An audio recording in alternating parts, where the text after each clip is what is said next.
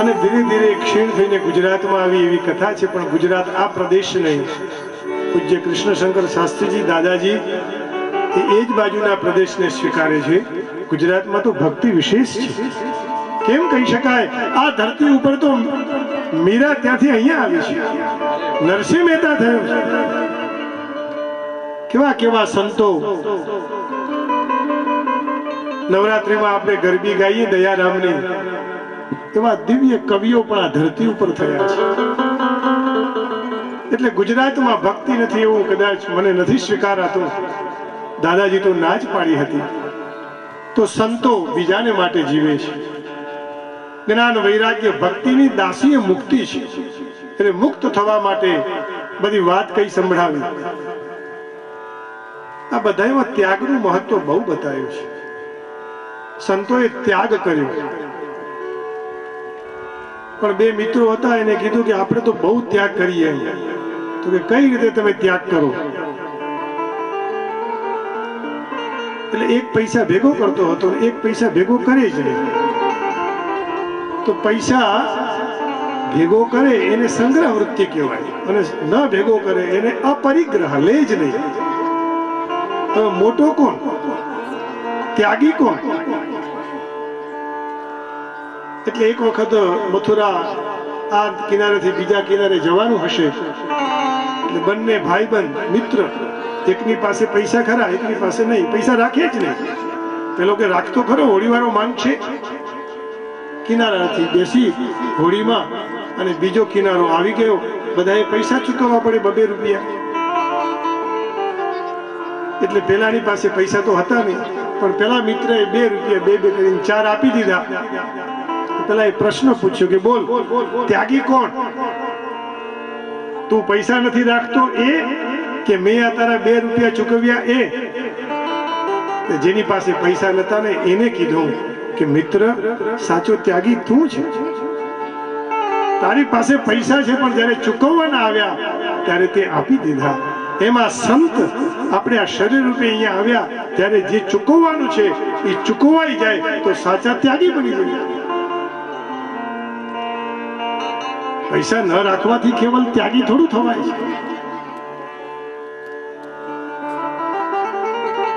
ઘણી વાર એવું હોય કે ભાઈ પૈસાને સ્પર્શ નથી કરતા, પણ પૈસાનું પર્સ લઈ લે.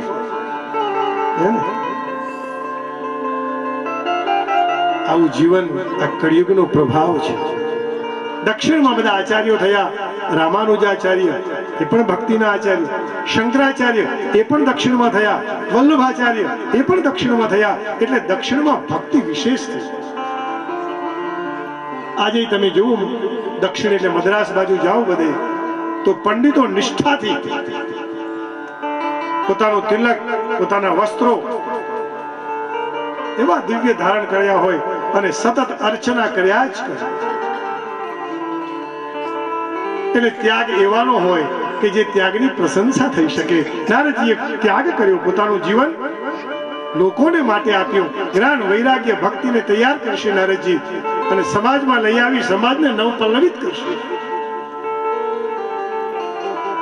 કોઈ મહારાજે પૂછ્યું કથા પૂરી થયા પછી, તમે શું છોડ્યું? એક ઉભો થઈ ગયો કે મહારાજ, આપથી આપણે કારેલા છોડ્યા. અમે એને કારેલા ભાવતા નતા, અને ત્યાગ કહેવાય. બીજાને પૂછ્યું કે તમે શું કરશો? તો કે મૌન ધારણ કરીશું. તો કે સમય? તો કે અમે તો 6 કલાક મૌન રહીએ. પેલા વક્તા કે એટલા બધા કલાક મૌન રહી શકો આપ? અમે તો કથા પૂરી થાય પછી મૌન રહીએ. કથા ચાલુ હોય તો મૌન રહી જ ન શકાય. ભગવાનના ગુણગાન ગાવા જ પડે. તો તમે અમારાથી પણ આગળ ગયા. એટલે પેલા બહુ રાજી થયા. પણ કહો તો ખરા કે તમારું મૌન કેવું છે? એટલે કહ્યું, અમે તો રાતના 12 વાગ્યાથી 6 વાગ્યા સુધીનું મૌન રાખીએ. લે મારો વાલો ખરો તું હો. આને મૌન કહેવાય? ભરી સભામાં બેઠા હોઈએ, જઈએ આવીએ, ત્યાં મૌન થઈ જઈએ. વાણીનો બહુ વિવેક રાખવો. ગમે તેવું, ગમે ત્યાં, ગમે તે રીતે કોઈને અપમાન થાય એવું બોલાય જ નહીં. કડક રહેવાય. સિદ્ધાંત પ્રમાણે વાત સમજાવી હોય તો કહેવાય, પણ યોગ્ય વાત હોય, વાણીનો દુરુપયોગ નહીં. ત્યાગ કર્યો એને ત્યાગ કહેવાય. કીધું ફરી બીજો મિત્ર આવ્યો કે ભાઈ તમે શું કરો છો? ચા મૌન ધારણ કરો ત્યારે પાછું કરો શું? મૌન હોય એટલે કે ચા પીવો છો? મૌન છે એટલે બોલાય નહીં. કોફી પીવો છો? બધી અવાજ બદલાયો. તો બીજું કઈ લ્યો છો? આને મૌન ન કહેવાય. તમે અંદરથી તો બોલે રહ્યા છો. તો ભક્તિ મહારાણી નારદજીને વિનંતી કરી રહ્યા છે કે તમે આવ્યા છો, હવે આપ આ જ્ઞાન વૈરાગ્યનો ઉદ્ધાર કરો. અને એમને વૃંદાવનમાં લઈ આવ્યા. દક્ષિણ ભારતમાં પેદા થઈ અને એ વ્રજભૂમિમાં ભક્તિ નવ યૌવના થઈ છે. એટલે તો ભારતે છે ને અહીંથી ભોગોને ઇમ્પોર્ટ કર્યા છે અને ભક્તિને એક્સપોર્ટ કરી છે. આ ભારતની મહત્તા છે. આપણે ભક્તિ અહીંથી મોકલી છે, આપણી પાસે બીજું કઈ છે નહીં. આ તો હવે બધી આ વ્યવસ્થા થઈ.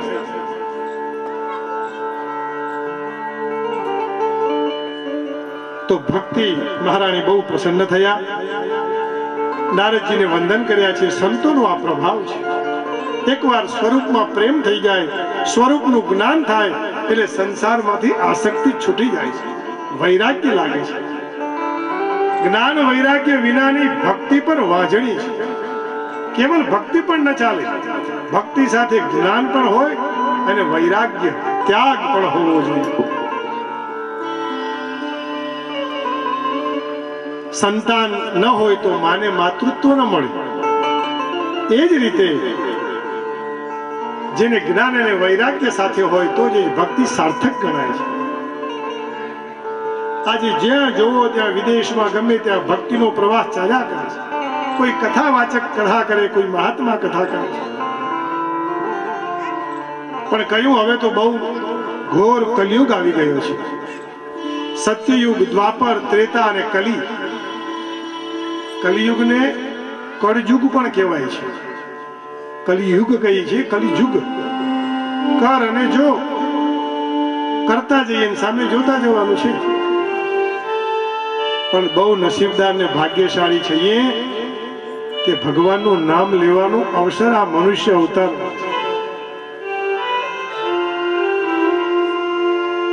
સવારે મેં તમને કહ્યું હતું કે બીજા કોઈને નામ લેવું હોય તો ભગવાનનું નામ ન લઈ શકે. આપણે લઈ શકીએ તો લેતા નથી. આપણને આંખ આપી, આપણે દર્શન કરતા નથી.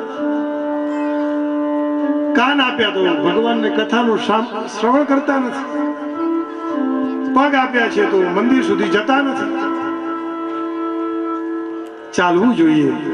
જે ચાલશે 40 પછી એ ચાલશે. પછી રોગો આવે ને, ડાયાબિટીસ આવે, બીપી આવે. આ બધા એટલા માટે નિયમો કરી રાખેલા કે મંદિરે સવારે જાય એટલું ચલાઈ જાય તો શરીરે સારું રહે, મન તાજું થઈ જાય.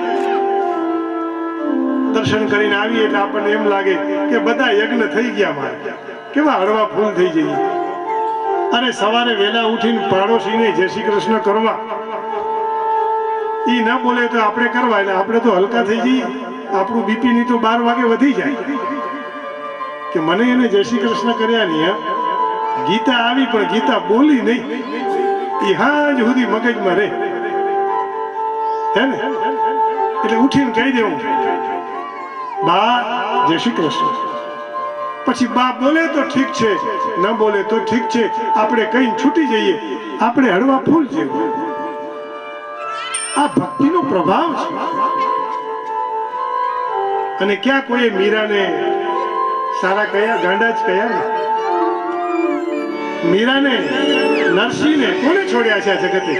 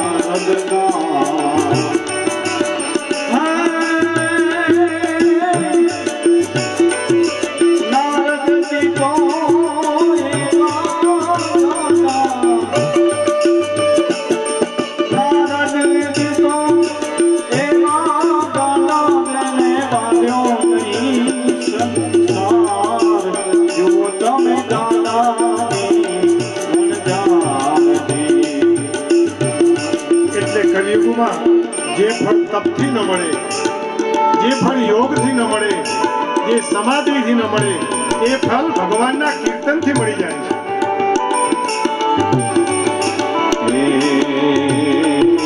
ગોકુળ ગામની ગોપી ગાડીને જેને ત્યાં ભરતાર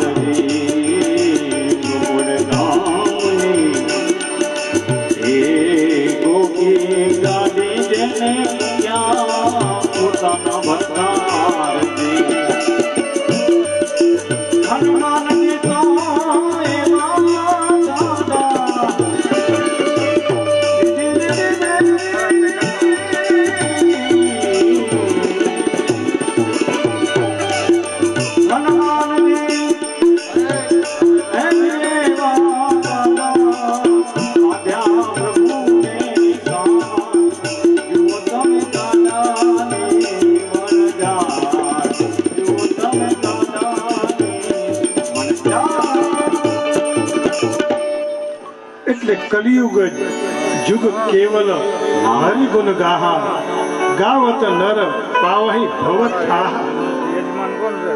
આ કળિયુગમાં કેવળ હરિના નામના કીર્તનથી મનુષ્ય તૃપ્ત થાય છે, સંતુષ્ટ થઈ જાય છે. એનું નામ સંકીર્તન એ તમામ પાપોને નાશ કરવાનું છે. જેમ એક મોટો રૂનો ઢગલો હોય, એને સળગાવવા માટે શું એટલો જ અગ્નિ લાવવો પડે?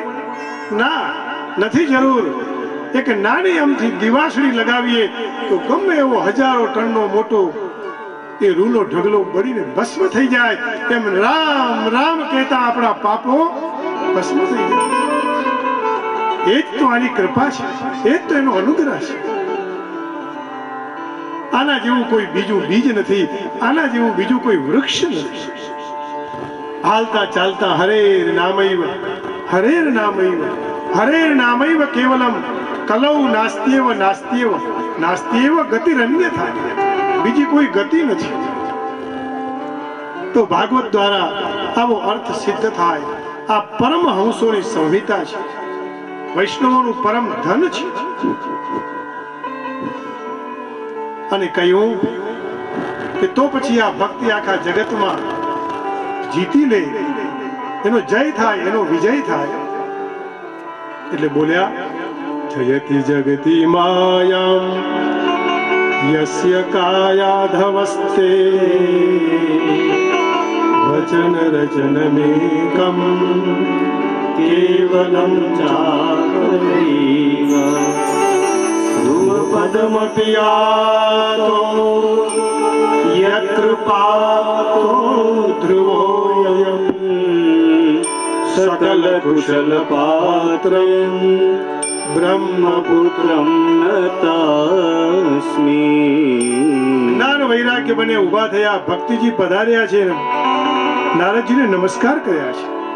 હે બ્રહ્મ કુશલ પાત્ર, હું આપને બ્રહ્મપુત્ર, આપને હું વંદન કરું છું.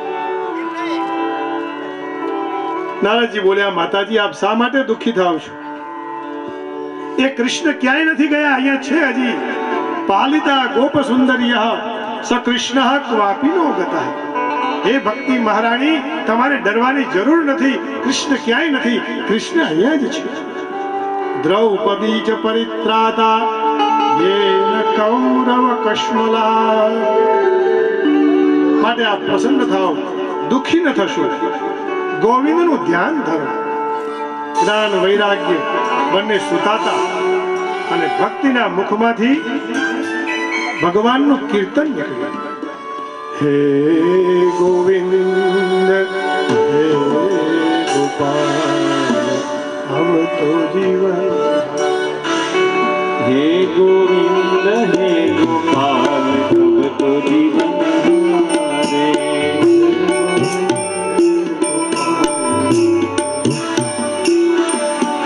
શ્રી કૃષ્ણ ગોવિંદ હરે મુરારે સદૈવ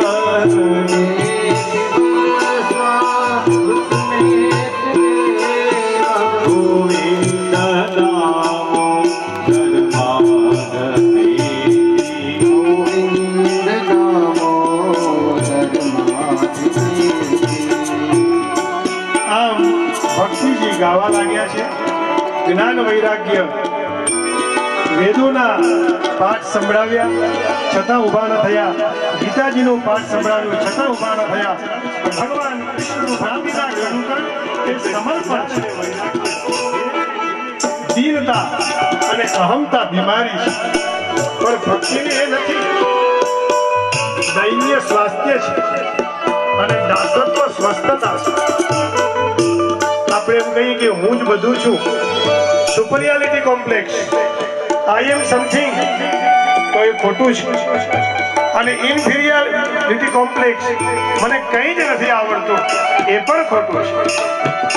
ભગવાનના નામથી હું યોગ્ય છું, હું શ્રેષ્ઠ છું. આકાશમાં વાણી થઈ, તમે અમને ભાગવતજી સંભળાવ્યા, ચૈતન્ય વાળા થઈ ગયા છે. તો સંતે એના ઉપર કૃપા કરી પછી પોતે વૈકુંઠમાં ગયા અને એ પોતે સ્વયં હરિશરણમ હરિશરણમ હરિશરણમ કરી અને ભગવાનના શરણે બદ્રીનાથ ધામમાં જતા રહ્યા છે.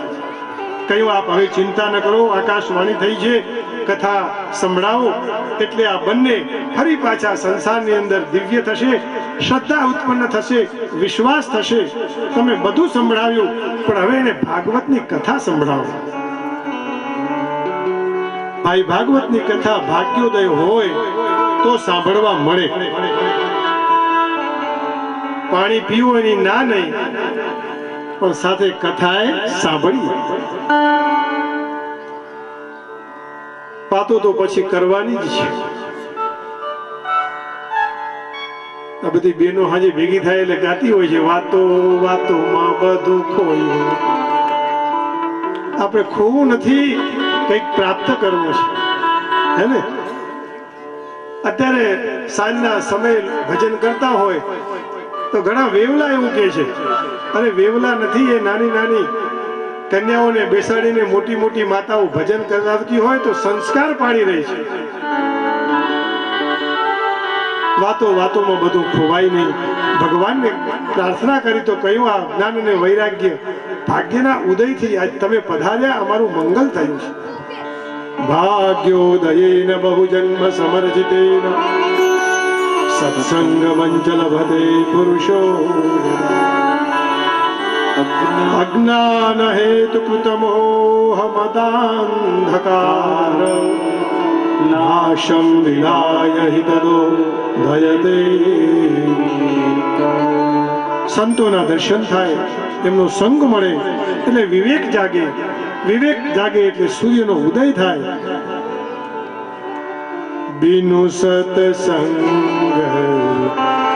વિવેક ન હો, બિનુ સત્સંગ વિવેક ન હોય. સત્સંગ કર્યા વગર વિવેક આવતો નથી. એટલે માફ કરજો કદાચ કોઈને ખોટું લાગે, પણ આ પીઠનો અધિકાર છે કહેવા માટે. અને જે આવું સાંભળે એ કઈ ખાતે, હે? બિનુ સત્સંગ વિવેક ન હોય, બિનુ સત્સંગ વિવેક ન હોય. રામ કૃપા બિનુ ભન સોઈ. ઓદાવતી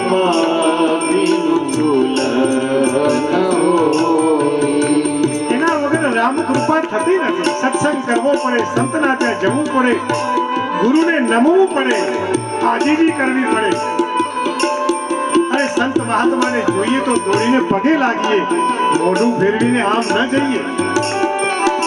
આપણાથી તો એને કંઈક આવડે છે, એને ભેખ ધારણ કર્યો છે, સંસારને છોડ્યો છે, એને નમી જઈએ તો હરિને વાલા લાગીએ. સત્સંગ સિવાય વિવેક નહીં અને વિવેક સિવાય મુક્તિ નથી. આમ સત્સંગની સરિતાના સરોવરમાં સ્નાન કરવાની વાત કરી. હરિની કૃપાનું લોહચુંબક એવું છે કે મને તમને પકડી રાખે, પણ લોખંડે ત્યાં જવું તો પડે ને, તો ખેંચે પકડે. ઘણા અમારા વાલા મંડપમાં આવે જ નહીં, પછી એને થાય કે ઊભું થઈએ અને મહારાજ જોઈ જાય ને કથા પતે પછી કદાચ કે ખરા. પણ આ તો અવસર છે, જેના નસીબમાં હશે એને જ આ સંભળાશે. બાકી કોઈક એક ગામમાં ભાગવત કથા હતી અને દરબારોનું ગામ. આપણે તો આ બાજુ એ દરબારોનો નિવાસ છે, પાડોશી દરબાર છે, ગામે દરબારો, એટલે બંદૂક તો હોય જ. વરઘોડો નીકળ્યો બરોબર, હે ધમધમાટ બાપુ હોય, પછી ત્યાં કહેવાનું હોય કઈ આગુ પાછું થવાય નહીં. ફટાફટ બધા ફટાકડી ફૂટતી હતી. હવે યજમાન બાપુ જ હતા, એમાં કોઈ વછોડી અવાજ આવ્યો અને બાપુના કાનમાં ધાક પડી ગઈ. પહેલે દિવસથી કથા સંભળાણી, 7 દિવસ થઈ ગયા, વરી વરઘોડો નીકળ્યો. રાધે ગોવિંદ ભજો, રાધે ગોવિંદ ભજો, રાધે ગોવિંદ, રાધે ગોવિંદ ભજો, રાધે ગોવિંદ, રાધે ગોવિંદ ભજો, રાધે ગોવિંદ, રાધે ગોવિંદ ભજો, રાધે ગોવિંદ,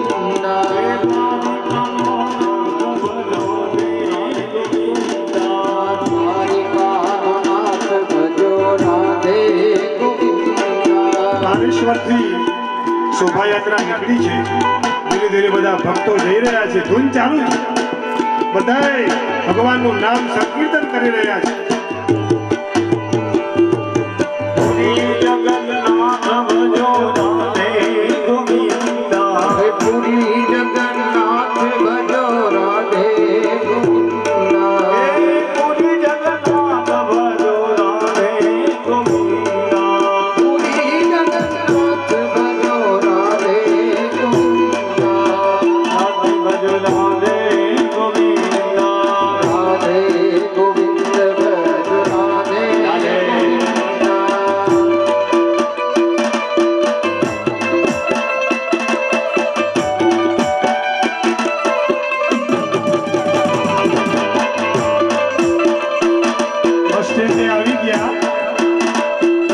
ગાડીમાં બેસી ગયા અને ફરી પાછી યાત્રા શરૂ થઈ મહેસરા તરફ.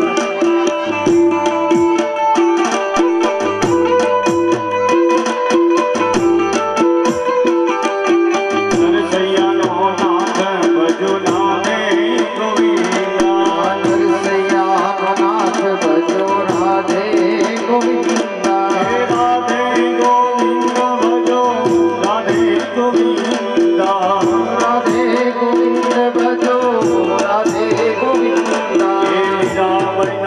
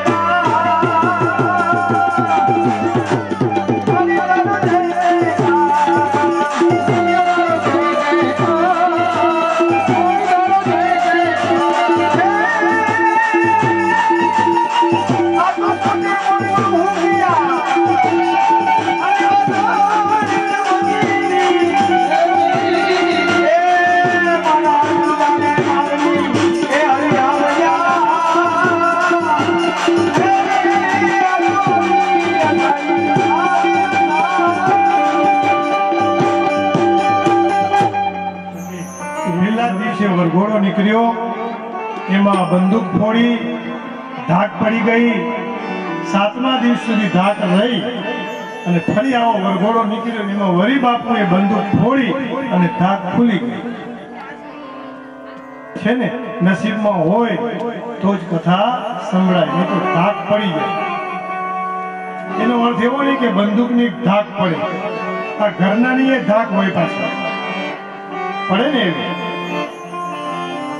પણ ભજનમાં કોઈની બીક નહીં રાખવી, ભજનમાં જવું. ભક્તિ મહારાણીને નારદજી કહે છે, નારદજી સનક, સનંદન, સનાતન આ ચાર દેખાવે નાના છે ઋષિકુમાર, પણ બહુ ઉંમરમાં હજારો વર્ષનું આયુષ્ય છે એમને મળ્યા છે, સંતોને મળ્યા, પ્રસન્ન થયા, સત્સંગ પ્રાપ્ત થયો. કહ્યું આપ એક સ્થળ એવું નક્કી કરો જ્યાં દિવ્ય કથાનું આયોજન થાય. એટલે હરિનો દ્વાર, હરિદ્વારમાં કથા નક્કી કરી. ગંગા નામનો તટ છે, આનંદદાયક છે.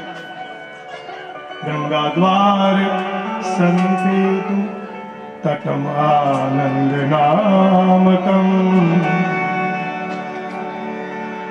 એ તટ ઉપર બધા ઋષિ મુનિઓ ભેગા થવા લાગ્યા. જીવન મુક્ત બ્રહ્મ પર ચરિત્ર સુનહિ તજી ધ્યાન. બધા ઋષિ મુનિઓ ધ્યાનમાં બેઠા હતા, ધ્યાન છોડી દીધું. યજ્ઞ કરતા હતા, યજ્ઞ છોડી દીધા અને બધા કથામાં આવવા લાગ્યા છે. એટલે યજ્ઞ કરતા, ધ્યાન કરતા પણ કથાનું વિશેષ મહત્વ છે. અને દર્શન કરતા આમે છે ને સ્મરણનું બહુ મહત્વ. તમે ભગવાનને યાદ કરો એટલે ભગવાન પ્રસન્ન થાય. મંદિરે કદાચ ક્યારેક દર્શન કરવા ન જવાનો, સુખાવસાને ઇદમેવ સારમ સુખમ શયાન નિલયે નિજેપી નામાનિ વિષ્ણુ પ્રવદંતિ મર્ત્યા. જોજો પાછું આવું કરતા નહીં, આ તો લખ્યું છે એટલે કહી દઉં. નામાનિ વિષ્ણુ પ્રવદંતિ મર્ત્યા તે નિશ્ચિતમ તન મયતામ રજંતી ગોવિંદ દામો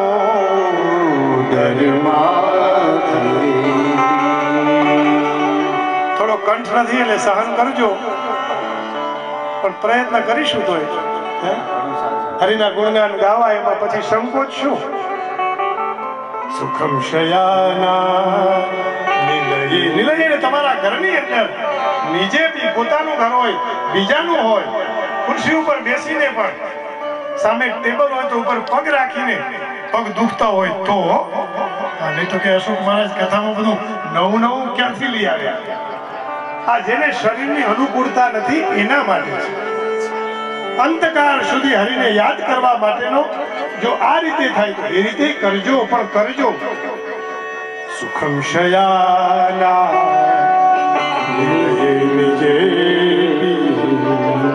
નામાનિ વિષ્ણુ પ્રવદંતિ મર્ત્યા હે નિશ્ચિતમ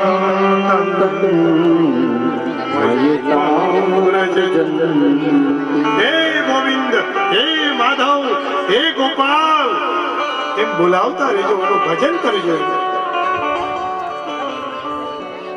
હરિદ્વારમાં બધા આવ્યા, સંતો બધા પધાર્યા છે.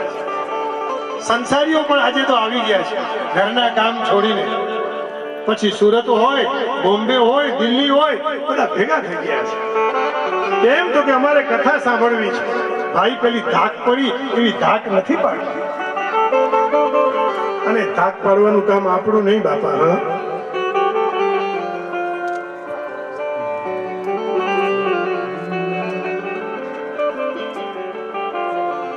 એ તો જેનામાં બુદ્ધિ ન હોય એ ધાક પાડે.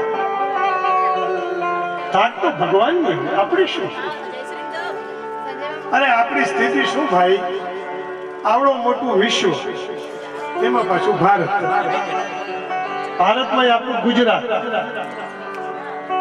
અને એ ગુજરાતમાં આપણો બનાસકાંઠા એટલે પાટણ જિલ્લો, એમાં સાતલપુર. સાતલપુરમાં કેટલા બધા વાસ, એમાં બ્રાહ્મણ વાસ. બ્રાહ્મણ વાસમાં એક ખૂણામાં પાછું આપણું ઘર અથવા ખાલી પ્લોટ હે ને, અને એમાં ક્યાંક ખૂણામાં આપણે ખુરશી નાખીને બેઠા હોય કે નીચે બેઠા હોય. આપણી હેસિયત શું છે? આપણે કઈ જ નથી. ઈશ્વર મોટો છે, ઈશ્વરનું નામ મોટું છે. જગત મોટું નહીં, જગદીશ્વર મોટા છે. એટલે આપણે ત્યાં પેલા બધા નામ આવા આપતા જગદીશ જરૂરી છે. કથા એ જીવનનો થાક ઉતારે છે. ગમે એવા થાક્યા હોય પણ હરિનું ભજન કરીએ ને, સવારે કેમ ઊંઘ આવતી હતી એમ ફરી પાછી ઊંઘ આવવા લાગે. પછી ગોળીની જરૂર નહીં. કોઈ જગતમાં કોઈ એવી દવા નથી, એ તો ખાલી નશો કરાવે છે. અને આનું નામ લેતા, આની કથા સાંભળતાની સાથે જ આપણે સુવા લાગી જઈએ. એનો અર્થ એવો થયો કે આપણે ધ્યાન અને સમાધિ તરફ જવા માટે પ્રયાણ કરી રહ્યા છીએ. એવો ભાવ કરવો. તો મંડપની અંદર ત્યાં કરીને બધા ભેગા થયા હતા, જ્ઞાન અને વૈરાગ્યને લઈ અને ભક્તિ દેવી એ મંડપમાં પધારી છે. શ્રી કૃષ્ણ ગોવિંદ હરે મુરારે, હે નાથ નારાયણ વાસુદેવ, એનું કીર્તન થઈ રહ્યું છે. કહ્યું કે ભક્તિએ કહ્યું અહીંયા આવી તો ખરી, પણ બેસું ક્યાં? મારે બેસવાની જગ્યા જોઈએ ને. એટલે કહ્યું, ભક્તિ મહારાણી આપ તો ભક્તિ સૂત્રથી બંધાયેલા છે. એટલે સકલ ભુવન મધ્યે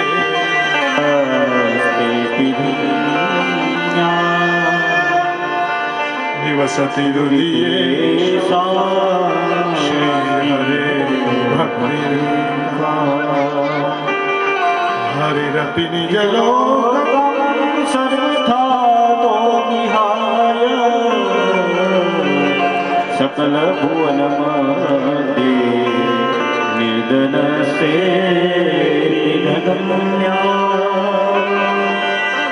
અરે કહ્યું, મહારાણી આપ તો હૃદય ભક્તોના હૃદયમાં બિરાજો છે. આપ ત્યાં જઈને બેસો, બધા ભક્તોના હૃદયમાં બેસી જાઓ, સૌને ભક્તિ લાગી જાય. કારણ કે આ સંસારમાં ભક્તિ સૌથી શ્રેષ્ઠ સંપત્તિ છે. ધનવાન શ્રેષ્ઠ નથી, પણ ભક્તિવાન સૌથી શ્રેષ્ઠ છે. આપ બિરાજો, બધાનું આપ મંગલ કરો. કેમ? પણ જ્યાં ભગવાનનું કીર્તન થાય ને, ત્યાં તો આપ ભગવાનને છોડીને અહીંયા આવી જાઓ છો ભૂતલ ઉપર. હરિરપી નિજ લોકમ સર્વથા તો નિહાય, ત્યાંથી છોડીને તમે આપ પધારો છો. અને આપ આવો એટલે કામ, ક્રોધ, લોભ, મદ, મોહ આ બધા ઘરમાંથી ખાલી કરીને ભાગી જાય છે. પણ પેલા ખાલી તો કરવા પડે. હા, તો ભક્તિ આવે. નિવસતિ રુદિતે ભક્તિ સૂત્રો ભક્તિ ત્યાં જઈને વસે છે. દિવાળી આવે એટલે આપણે ઘર સાફ કરીએ ને. આ માતાઓને, બહેનોને બધાને આદત, દિવાળી આવે એટલે બરોબર ઘર સાફ કરે. પણ ક્યારેક આ ઘરને પણ સાફ તો કરવું પડે ને. તો પેલા પતિ જેમ રાજી થાય તેમ જગતનો પતિ રાજી થાય. કે આજે એને હૃદય સાફ કર્યું. ભક્તિ મહારાણી પોતાનું સ્થાન ગ્રહણ કરી. પણ પેલા બધા જે ઘર કરી ગયા છે એને કાઢવા પડે. કામ, ક્રોધ, લોભ, મદ, મોહ, ઈર્ષા. જ્યાં સુધી ભવન આપણું ખાલી છે, એ ભક્તિ મહારાણથી ભરાઈ જશે. અને આનાથી કોણ વિશુદ્ધ થાય? તો કે ગમે એવા પાપી હોય એ પણ શુદ્ધ થઈ જાય. પણ પછી પાપ કરાય નહીં. જ્યાંથી આપણે સમજ્યા, સાંભળ્યું ત્યારથી બંધ કરવું પડે, આચરણમાં લેવું પડે. માનવા પાપ કૃતસ્તુ સર્વદા, જેવો હંમેશા પાપમાં રત છે, દુરાચારી છે, દુષ્ટ છે, જેનું જીવન બહુ ખરાબ છે, ક્રોધી છે. કોઈ પૂછે કે શું તમે બેઠા છો? તો કે તું કહેતો હોય તો ઊભા થઈ જઈએ. આવા લોકોનું કલ્યાણ કરવા વાળી છે આ ભક્તિ. શું આ સાથે રહ્યો એ તમારો દીકરો છે? ના, લ્યો, તમારે જોતો હોય તો લઈ જાઓ. ક્રોધ,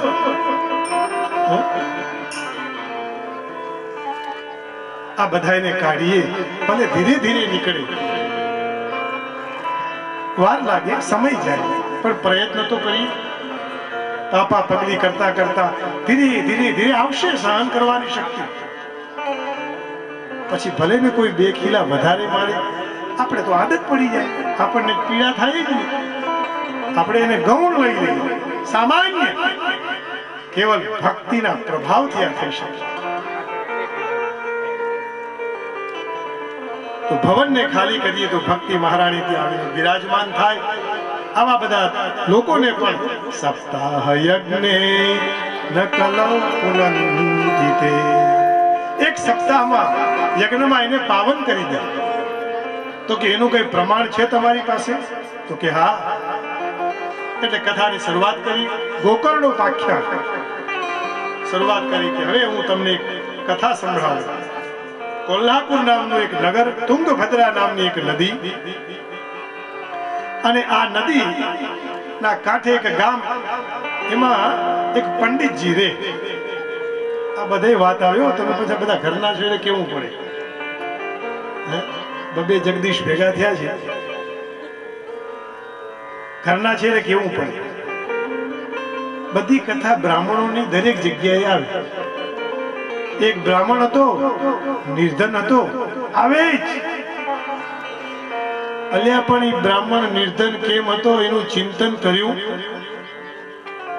આમ એવો નિયમ છે કે જ્યાં લક્ષ્મી ત્યાં સરસ્વતી નહીં, સરસ્વતી ત્યાં લક્ષ્મી નહીં.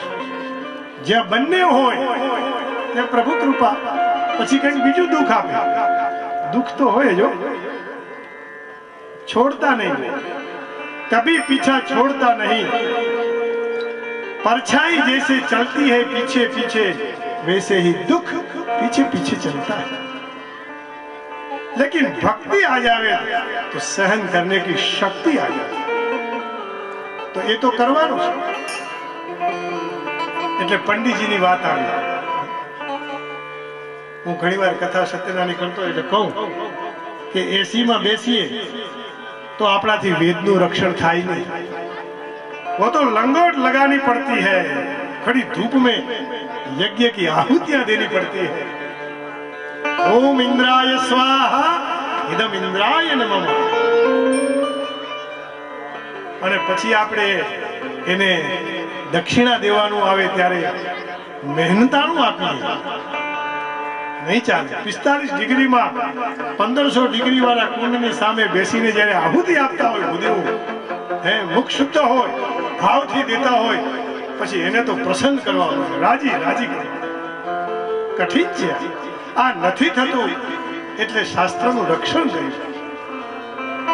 આજ વેદ ભણનારા કેટલા? સૌ પ્રથમ વેદનો અભ્યાસ કરવો પડે, પછી બધા શાસ્ત્રોમાં ગતિ આપોઆપ થાય. આ હું તમારી સામે આ બોલી રહ્યો છું ને બાળક કરીને, એ વેદની કૃપા છે. બાકી હું તો 3 ધોરણ પાસ છું, તમને નવાઈ લાગશે. 3 standard only. No more education in Gujarati school, Gujarati model school, Hindi school, कुछ नहीं. इसी की कृपा है.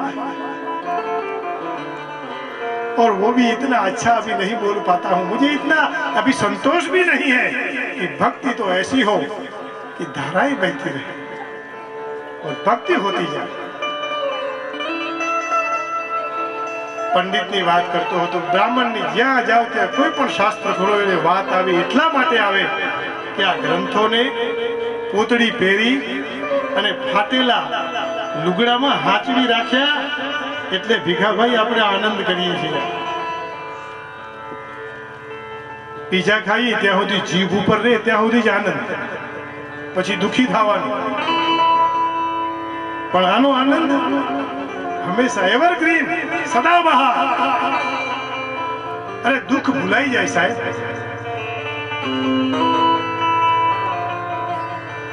પણ એના થવું પડે, અને થવાય. समय लागे, थवाए धीरे धीरे हो जाते हैं फिर. એટલે આ શાસ્ત્રોની મજા છે. પંડિતજી હતા, એનું નામ હતું આત્મદેવ. એની પત્ની હતી ધુંધુલી. પત્ની બહુ પતિનું ન માનવા વાળી, અને આત્મદેવ બ્રહ્મજ્ઞાની વિદ્વાન બ્રાહ્મણ છે. કોઈ પણ વાત કહે એટલે એની પત્ની સાંભળીને ઊંધી જ વાત કરે. એકવાર એવું થયું કે બધા પ્રયાગની યાત્રામાં જતા હતા અને પંડિતાનીને ખબર પડી કે આ બધા પ્રયાગ જઈ રહ્યા છે કે કૈલાશ યાત્રામાં જાય છે. પંડિતજીને તો ખબર હતી કારણ કે એ તો ગામમાં હોય કથા સત્સંગ કરતા ખબર પડી જ જાય કે ભાઈ ગોપાલભાઈ મોહનભાઈ યાત્રા કાઢવાના છે. એટલે પંડિતજી કાંઈ બોલ્યા નહીં અને ધુઆ ભુઆ થતી ધૂમધૂલી ધૂમ ધૂમ કરતી આવી અને કીધું જો બધા લોકો યાત્રા કરવા જાય છે, આપણે જવાનું છે. હા, पंडित जी ना पाड़ी. अरे छोड़ो, क्या यात्रा में रखा है, हम नहीं जाएंगे.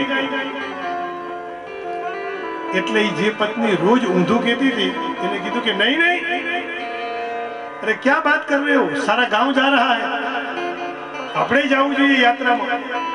પંડિતજી કે હા ઠીક बात है, મનમાં હો પણ बात तो कही જ ન હતી. મનમાં खुश થઈ ગયા. अच्छा अच्छा ठीक है, यात्रा करेंगे तो अभी तो बहुत होटल बनी हुई है, कितनी बड़ी होटलो है, रस्ता में जमी लेशु. पंडित जी कीधु नास्तो बनावવાની જરૂર નહીં, અત્યારે આવું જ ચાલે જો. ખરેખર નાસ્તો ભેગો લઈ જવો જોઈએ, જ્યાં ત્યાં ખાવું એના કરતા. પંડિતજીને ખબર હતી કે હું હોટલનું કહીશ એટલે એ નાસ્તા બનાવવાનું કહેશે.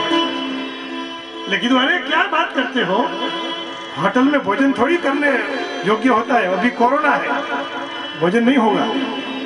ऐसा करो सुबह में मैं उठकर सारा सारा शक्करपारा खाखरा एम पाछू घी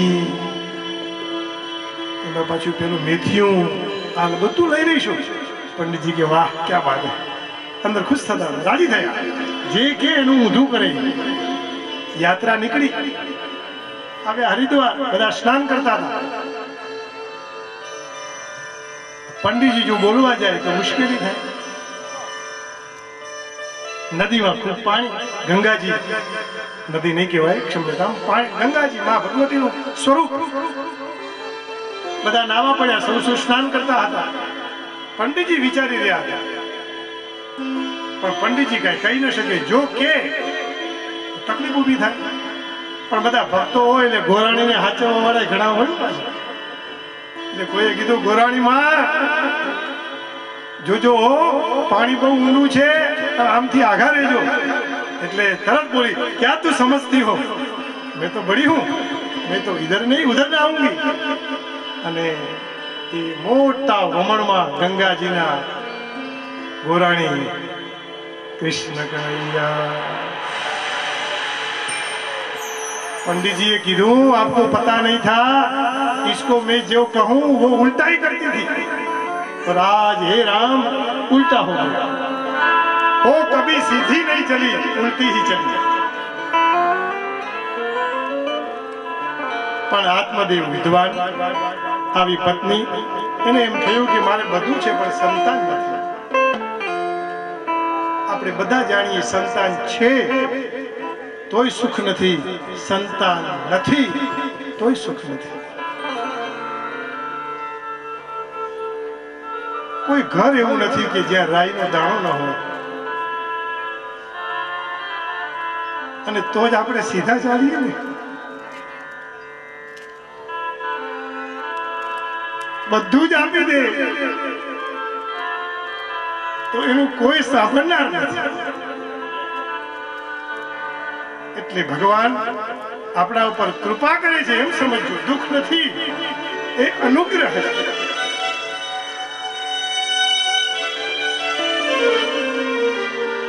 દુઃખ આપશે તો ભગવાન તરફ વળીશું આપણે. એકલું સુખ હશે તો એમાં મજા નથી. અને સુખ અને દુઃખ આપણે માની લઈએ. અત્યારે અંદર સ્વેટર પહેર્યું છે એ ઠંડીને રોકે છે એટલે સુખ લાગે છે, પણ એ જ આ બાહિરામાં 45 ડિગ્રીમાં આ જ સ્વેટર પહેરીએ તો દુઃખ લાગે. वस्तु तो एक ही है, तो कहां सुख रखा है? क्या वस्तु में या पदार्थ में? नहीं, प्रभु में सुख है। केवल प्रभु में सुख। इन्हें याद करिए, फरियाद न करिए, जरूर प्रसन्न थशे। आत्मदेव संत पासे गया वन में, મને સંતાન આપો એમ કહે છે। મહારાજે કહ્યું કે રેવા દે, સંતાનની જરૂર નથી, તું છે એ બરોબર છે, તું સુખી છે, હરીને ભજ। પણ નહીં કહ્યું, મહારાજ હું તો તમારી સામે માથું પટકીને મરી જઈશ, મને સંતાન જોઈએ। કહ્યું શા માટે રોવે છે? તો કહ્યું મુંચા જ્ઞાનમ પ્રજારૂપમ બલિષ્ઠા કર્મણો ગતિ। કર્મની ગતિ બહુ ન્યારી છે, જીદ ના પકડીશ, આ તારું અજ્ઞાન છોડી દે। વિવેકમ તુ સમાસાધ્ય ત્યજ સંસાર વાસના। વિવેકને પ્રાપ્ત કરી સંસારની વાસનાને છોડી દે। ક્યાં સુધી આ? પણ નથી હોતા એટલે આપણને થાય છે કે મને ભગવાન સંતાન આપે, અને થવાય જોઈએ, થાય એ પણ સારું કે ભગવાનનું ભજન કરશે, કોઈને દિશા સૂચન કરશે, સમાજને ઉપયોગી થશે, પરિવાર બંધાશે, એક પરિવારમાં રહી, સાથે રહી અને હરિને યાદ કરી પોતાનું મંગલ કરશે। બહુ સમજાયો, પિતા અંગ સદાચારી પણ વેન દુરાચારી। જેમ અહીંયા કને આ ન માન્યા એમ એનું સંતાન થયું, પણ સંતાન બહુ દુરાચારી થયું।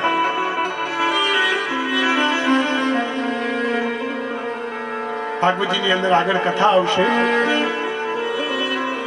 અંગ રાજા એનો વેન બહુ જ દુષ્ટ, એટલો દુરાચારી, બ્રાહ્મણોને યજ્ઞ કરવા ન દે, એ જ સ્થિતિ અહીંયા થઈ। એટલે કહ્યું બેટા વાસના કાઢી નાખ, પણ ન માન્યા। કહ્યું સંન્યાસે સર્વથા સુખમ, સંન્યાસમાં બધું સુખ છે। આ જોરી લગાવી અને હાલ્યા। એટલે આપણે ઘરમાં ક્યારેક વાતો કરતા હોય ને તો ભાઈ અમારે તો પૂછવું બહુ લાંબુ છે એમ કહીએ ને, પણ એ લાંબુ લાંબુ જ રહે છે, ક્યારેય ટૂંકું થતું નથી ને એક દિવસ સમય આવી જાય, સમય પાકી જાય છે। તો બહુ સમજાવ્યું, ન સમજ્યું। પુત્રાદિ સુખહીનો યમ સંન્યાસ એવ શુષ્કહી ગૃહસ્થ સરસો લોકે પુત્ર પૌત્ર સમન્વિતા। મહારાજ તમે કહો છો સંન્યાસમાં સુખ નથી, પણ ઘરમાં તો કેવો આનંદ આવે। નાનો બાળક હોય એને ખોળામાં લઈ રમાડું, ધીરે ધીરે એને ચલાવું, આવું સુખ તો ક્યાં મળે? મહારાજ તમને આનું સુખની ખબર ન પડે। પાછું મહારાજને સમજાવવા માંડ્યો। હા,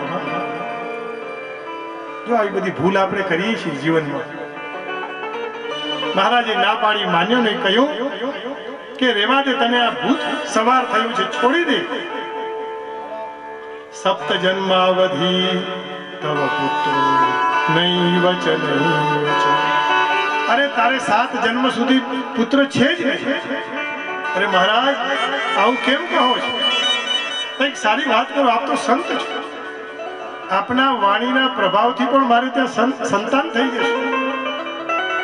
બહુ જીદ કરી એટલે કહ્યું કે લે આ ફળ લઈ જા, તારી પત્નીને આપજે, નિયમ પ્રમાણે ખાજે, યમ નિયમમાં રીજે, તારે ત્યાં જરૂર સંતાન થશે। ફળ લઈ લીધું અને પોતાની પત્નીને આપી દીધું, ખવડાવ્યું નહીં। અને પત્નીએ ફળનો દરકાર કર્યા વગર પ્રસાદનું અપમાન કરી અને ગાયને નાખી દીધું।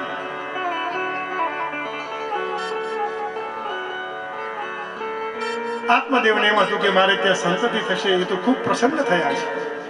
જેને જૂઠું જ બોલવું હોય એટલે એ જૂઠું બોલી કે હું ગર્ભવતી થઈશ। પણ એ પેલા એને ચર્ચા કરી પાડોશી સાથે, અને પછી એની બેન આવી, એ કથા પણ છે આમાં। એ બંને બહુ સમજાવી, પણ બીજી આવી એને એમ કીધું એની બેન કે તારી પાસે પૈસા છે, મારી પાસે, તારી પાસે સંતતિ છે, મારી પાસે પૈસા છે, આપણે બંને વિનિમય કરી લઈએ। તું મને સંતાન, મારું સંતાન તને આપી દઈશ, તું મને સંપત્તિ આપી દઈશ। નક્કી કર્યું। જૂઠું બોલે છે. કથા કોની કરીએ? સત્ય. શરૂઆત ક્યાંથી કરી? સચ્ચિદાનંદ રૂપા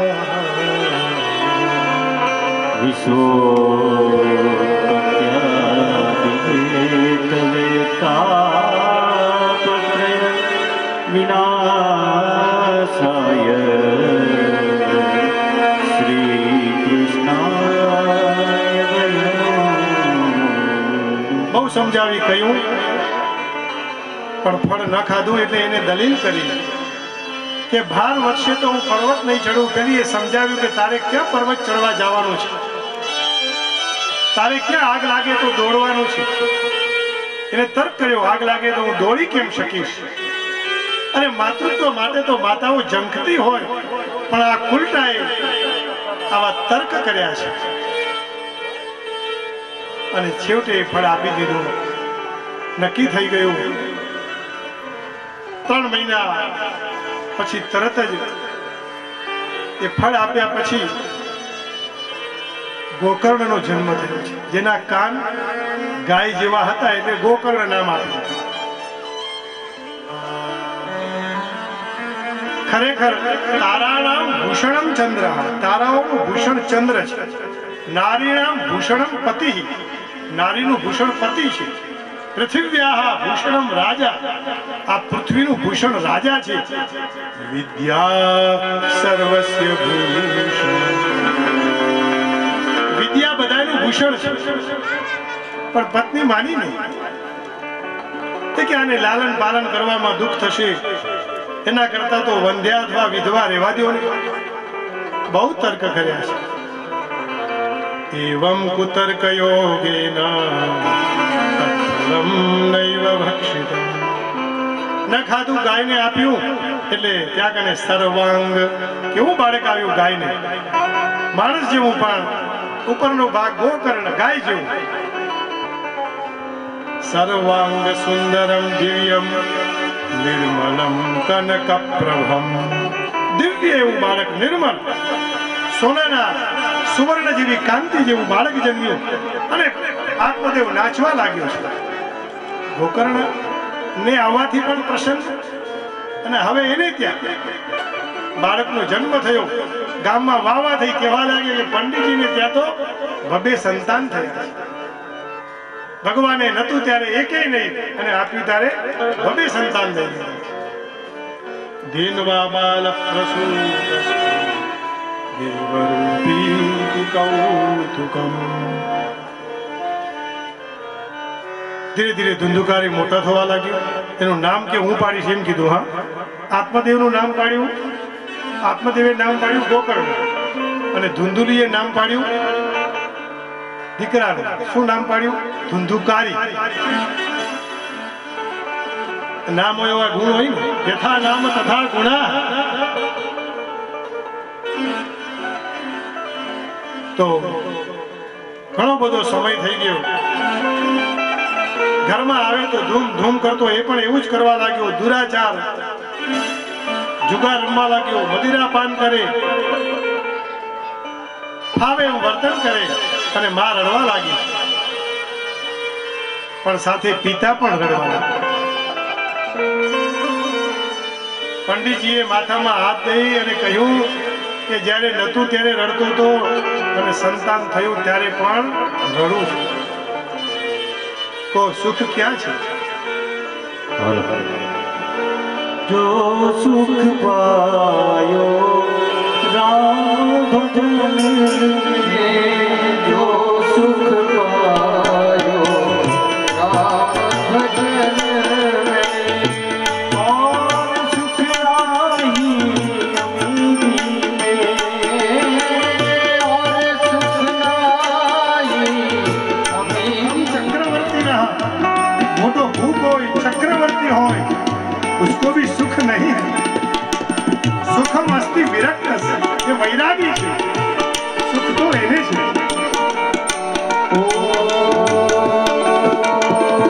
जो देखे वो दुखिया रे बाबा, सुखिया कोई नहीं.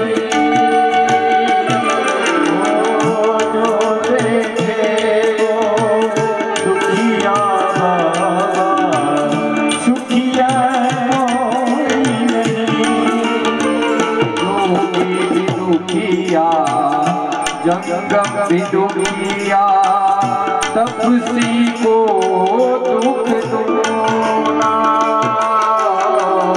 जोगी भी दुखिया जंगम भी दुखिया तपसी को दुख दूना।